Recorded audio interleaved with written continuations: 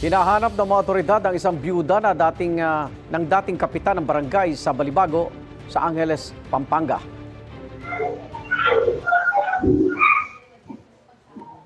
Sa pagsusuri sa CCTV sa bahay ni Maria Teresa Mamak, narinig ang tila isang sigaw alas 7:30 ng gabi noong February 12. Ay sa pamilya Mamak, bandang ganong oras din na huling nakita ang driver ng kanilang pamilya. Sa report naman ng pulisya, huling namata ng byuda bago mag-alas 9 ng gabi noong ding February 12, sakay ng kanyang puting sasakyan papunta sa bayan ng Babalacat. Natagpuang abandonado ang sasakyan sa plaza ng bayan ng Magalang. Nang inspeksyonin ang bahay ng nawawala, may nakitang bakas ng dugo sa washing machine, pader, wheelbarrow at gripo.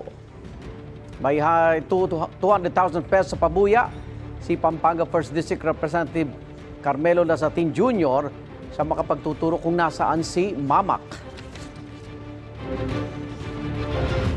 Igan, mauna ka sa mga balita, mag-subscribe na sa GMA Integrated News sa YouTube para sa iba't ibang ulat sa ating bansa.